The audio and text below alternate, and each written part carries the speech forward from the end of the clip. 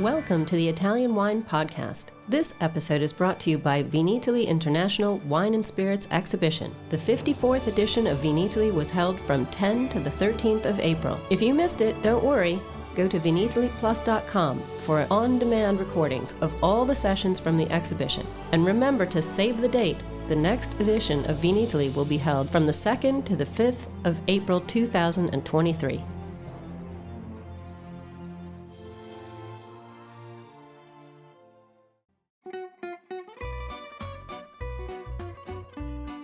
Welcome to Wine, Food and Travel with me, Marc Millon, on Italian Wine Podcast. Listen in as we journey to some of Italy's most beautiful places in the company of those who know them best, the families who grow grapes and make fabulous wines. Through their stories, we will learn not just about their wines, but also about their ways of life, the local and regional foods and specialities that pair naturally with their wines, and the most beautiful places to visit. We have a wonderful journey of discovery ahead of us, and I hope you will join me.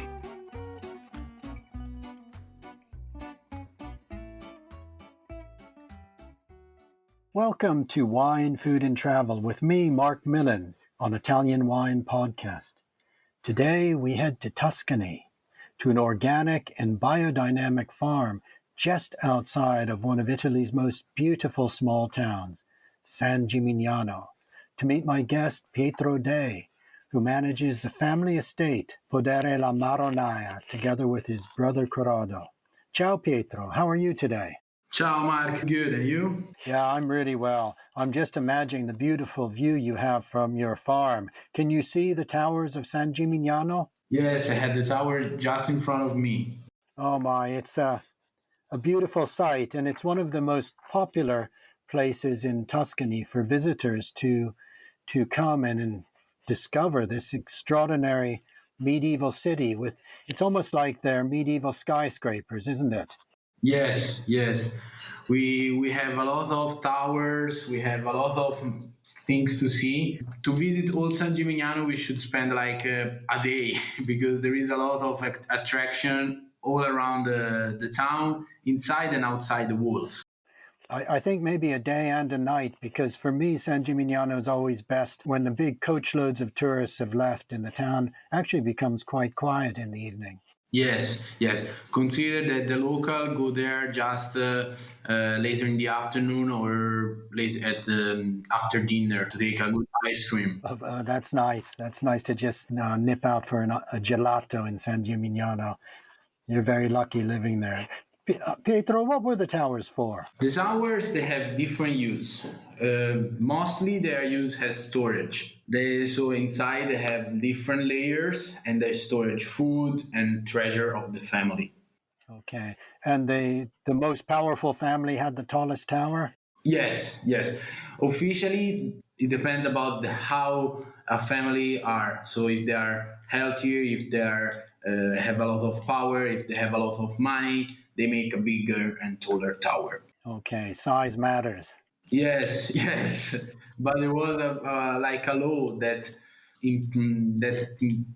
allowed the mayor of the town to make the taller tower. Oh, of course. So that's why the Twin Tower were born, because the Salvucci family create the Twin Towers, has storage, but the legends say that you should put one in the top of the other one to create a tower that is taller than the big one. Now, you're in the countryside looking over to this wonderful medieval skyline, but the countryside itself is probably not changed that much over the centuries. Is that right? Can you describe it for us? Describe where you are in the countryside itself. Yes. So we are 900 meters far from the city, from the walls. And no, here probably it's not changing a lot because we still have vineyards, we still have a lot of woods, a lot of olive trees that are the most important production of San Gimignano.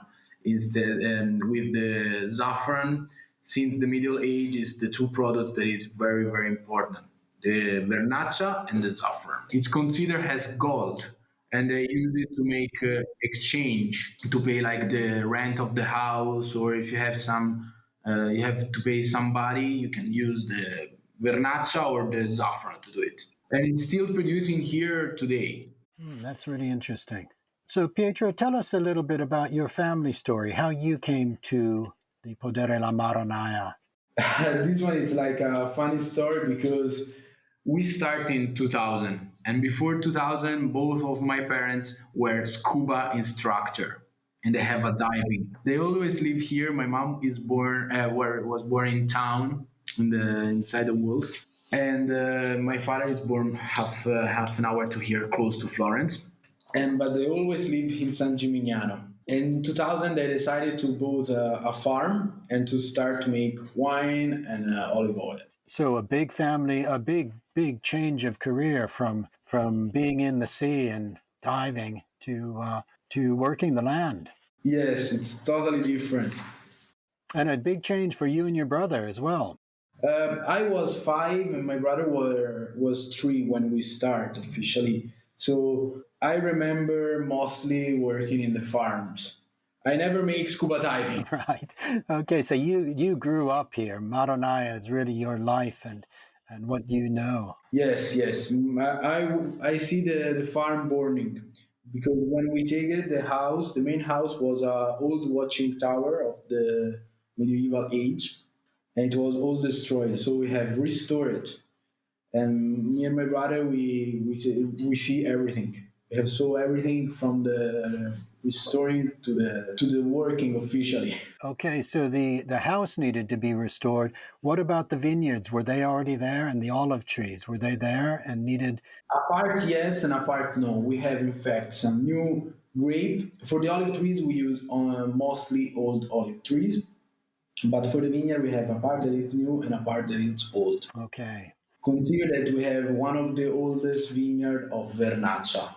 Is that right? Because Vernaccia is a very ancient grape.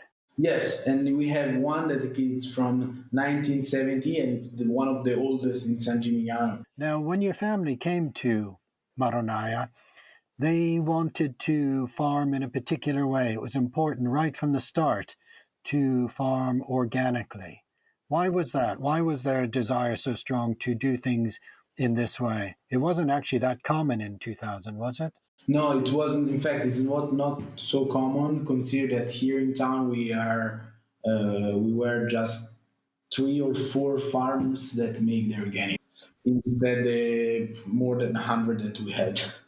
So And they just wanted to farm organically because they believed this was very important for sustainability, for the goodness of the wine. this, of course, but mostly because me and my brother we were very young and we playing around the vineyards, around the olive trees, and they don't want that we stay in contact with chemical products. So they did it one for the sustainability, but also for me and my brother. So me and my brother we were growing up with the organic culture, and in fact, when my brother started in 2016, he proposed to us to switch to the another kind of farming that's the biodynamic. Well, let's discuss both organic and biodynamic and some of the differences because it is a very particular way of farming and there are certain things that need to be followed. Yes, the organic had the mission to don't use chemical preservatives, to don't use chemical fertilizers, no OGM, no pesticide. The biodynamic, it's different because it's based on nature. It's based on the ecosystem. So we're gonna recreate it. In fact, we're gonna try to create a cooperation between sky, soil, and plants. To do that, we use 2 natural products. One is called Corn 500, and another one is called Corn 501. The first one is a corn of a cow full with manure, and this one had inside more than 2,000 different bacteria that transform all the natural waste that we live there into nutrient for the plants. And the second one, it's a crystal, and we spray this one in a wooden part to permit to the sunlight to be reflected. So in that way, the plants can produce more energy. Considering if we have a cloudy day before the harvest, we need just to have the last spring, the last kick to make a good harvest. We can distribute these products in that way. The plants are allowed to produce more good grape. And you're following the cycle of the moon and of the planets as well? Yes, we checked the moon phases because the moon phases are so important. Obviously, when you work, it's not possible to respect everything because, for example, if you have like the harvest time, and we know that we have like 10 days of sun and after all water, and the moon phases is not correct, we should make the harvest in that timing because otherwise we cannot do it. Okay. So we had to find a balance between the natural side and the productive side. But mostly we try to respect all the rules of the biodynamic, especially the moon phases, because they are so important. Yeah, I think, it makes sense because the moon is such a strong gravitational force and it can, affect when you rack the wines, for example, to have the wines less cloudy and so many different factors. It's such a powerful force. Biodynamics, I think, used to be, people were really curious about learning about this system with the cow horn filled with the manure and the phases of the moon. But the results that good producers are getting really justifies all of these different processes, and it reflects itself in the purity of the wine. Is that what you have found with your wine? You're getting a different flavors coming through now that you're biodynamic. Yes, yes. We have, we can really see the difference between the wine made with the organic method and the ones made with the biodynamic method. The color, the flavors, the aroma, and also the structure, it's totally different. The wine, it's richer, it's much bodier. So you take more mineral notes, more fruity notes, mostly because the soil, it's richer. So into the soil, we have more substance, we have more nutrients, and the vines can absorb it and they can exprime it into the grape. And after we reflect into the wine.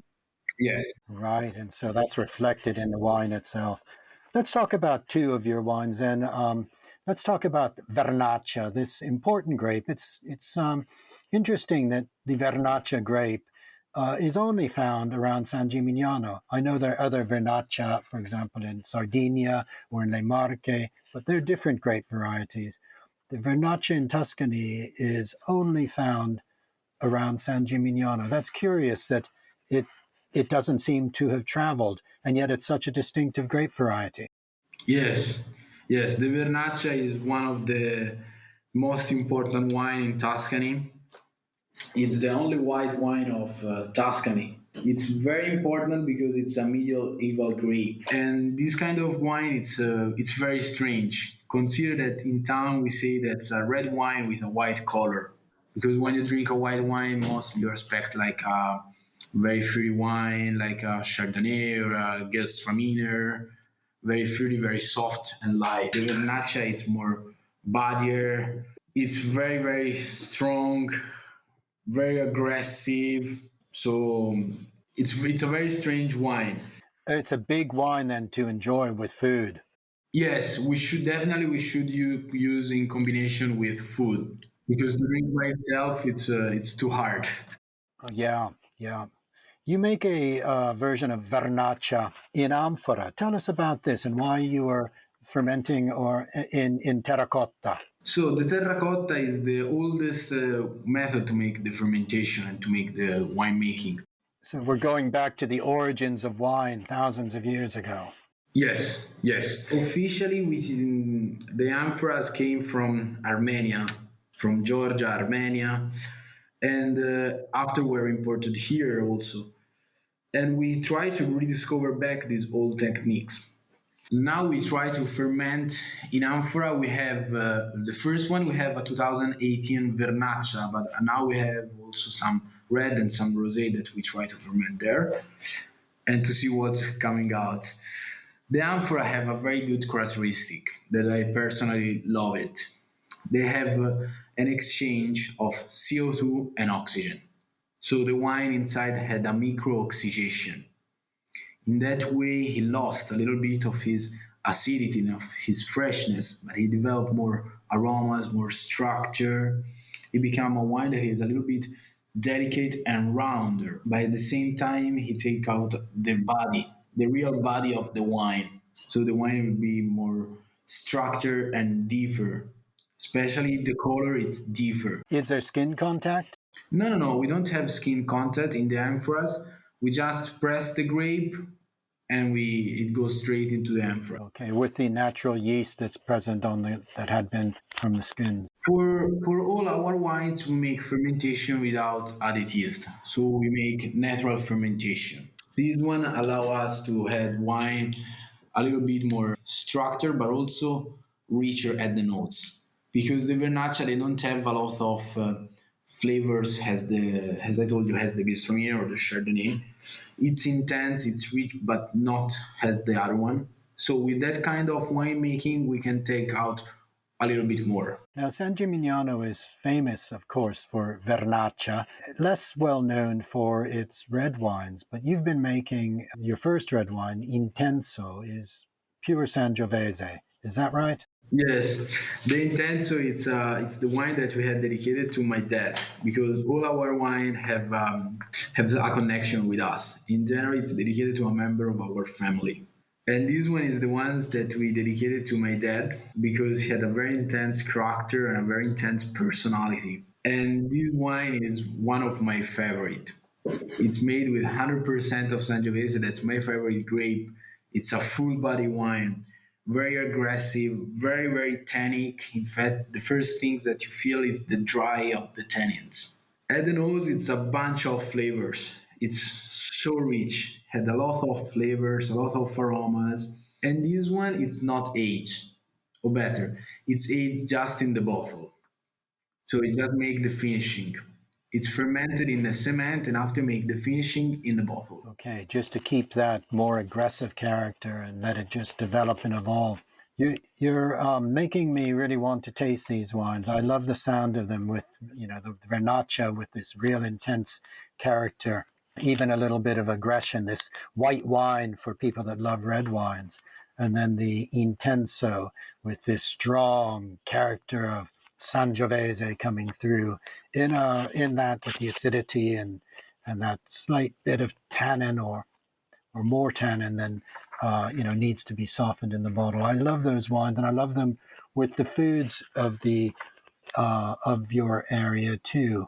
Now, I notice that you offer wine tastings with meals. That seems to me, with this style of wine, the very best way to discover and taste wines. Can you tell us a little bit about how those wine tastings with meals work, and what are some of the most typical foods that you think that people should sample when they're coming to San Gimignano, when they're coming to Tuscany and want to really enjoy the local foods and the local wines?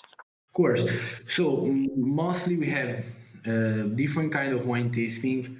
The wine tasting with meal is composed by 5 different courses. We have the bruschetta as appetizer. After we have 2 first dish. Would that bruschetta be simply with your own Tuscan extra virgin olive oil? No, it's like it's made with fresh vegetables and like creamy cheese and everything. Okay, so a range of different bruschetta. Yeah. Yes, it depends about the day because it's make everything is made fresh. We made by hand also the pasta and all the sauces, all the sauces. What would be the typical pastas that you would have? We make mostly we make 3 kind of pasta. We make pici, tagliatelle, and gnocchi. Also that we made by hand and we take all organic products to do it. Wow, you make all the pasta by hand. Yes. Wow, fabulous. And what about what sauce would be with that? Also for the sauce, it depends about the season because we try to make everything with fresh ingredients. So it depends about the season. We have pasta like with cabbage or with fresh tomatoes. We change it really often because the season is very different and not every day we can have the same ingredients. Yeah, that's great. You're really reflecting the seasons and what's growing, what's in the markets. Do you grow some of the vegetables yourselves? We didn't grow inside a farm. We have some friends that had the orchard, and we take it directly from there. Also, that come from kilometer zero. And I imagine as well with that intenso wine, that would be fabulous with a grigliata, with la bistecca alla fiorentina. Yes, this one is perfect. It's the perfect blend, the perfect combination. Yeah, so you would be cooking the meats over a wood fire then. Officially, we don't make the T-bone steak. We have cold meats and cheeses. To sample the wines as well with the salumi of Tuscany, the saltier prosciutto toscano, saltier than the Daniele or the Parma, but very, very good when tasting wines. And of course, the bread in Tuscany is unusual. Yes, the bread is without salt. Yeah, that takes some getting used to. We lived in Tuscany 1 year, and it took us a little while to get used to that. But once you're used to it, it's so good with the salty salumi, with the pecorinos, the local cheeses. Now, you also offer cooking classes. Yes, we have different kind of cooking classes. We have the ones of the pasta. We have the ones of truffle. Would that be the truffles from San Miniato? No, it don't come from San Gimignano. It come from or here San Gimignano or another village that close to us. It's Colle. It depends also that about the season because during the season of the white we make with white truffle. During the season of the black we make with black truffle. People tend to think of Alba for the truffles and Piemonte, but it's important to remember that Tuscany has some wonderful truffles as well. Yes, yes. We make less production than in Piedmont, but we still have some good truffles. And what about a typical dessert? So the typical dessert is the cantuccini and vinsanto. Okay, and you make your own vinsanto. We have our own vinsanto and we have the cantuccini, but also we make some very particular cake, and we change it also this one more or less every day in combination with our profumo. The profumo is another dessert wine that we made. It's a chinato. Oh, so it's infused with flavorings, like in the way that Barolo Chinato is. Exactly, exactly. Instead, the Barolo grape we use the Sangiovese grape. So you've got the traditional Vinsanto made from the dried grapes, aged in the caratelli, aged in the heat of the summer, the cold of the winter. Yes, yes. Made with this one is made with the Trebbiano grape, 100%.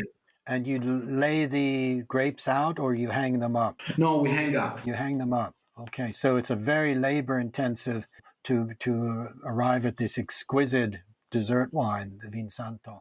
Okay, well, Pietro, you've given us a wonderful overview of not just La Marronaia, but also of San Gimignano, of the countryside, and of wine hospitality. I think to me, what I'm most interested in, what I like best is discovering wines in the way that you've described, being able to come to a farm, to meet the people that make the wines, to taste the wines with the local foods. So I hope that some of our listeners, and our listeners are located all over the world, will be inspired to visit you and to discover your wines and your farm and your family for themselves. Thank you so much for being my guest today. It's a big pleasure to talk with you and all of your listeners and to present my farm. Great. Well, I hope to meet you soon. Yes, me too, me too. When you come in San Gimignano, I will invite you to drink a glass of wine with us. Oh, that'll be with great pleasure. Thank you very much. A presto. Thanks. Bye. A presto. Thanks for listening to this episode of the Italian Wine Podcast, brought to you by Vinitaly International Wine and Spirits Exhibition, the biggest drinks trade fair in the world. Save the date. The next edition of Vinitaly will be held the 2nd through the 5th of April 2023. Remember to subscribe to Italian Wine Podcast and catch us on SoundCloud, Spotify, and wherever you get your pods. You can also find us at italianwinepodcast.com. Chin chin!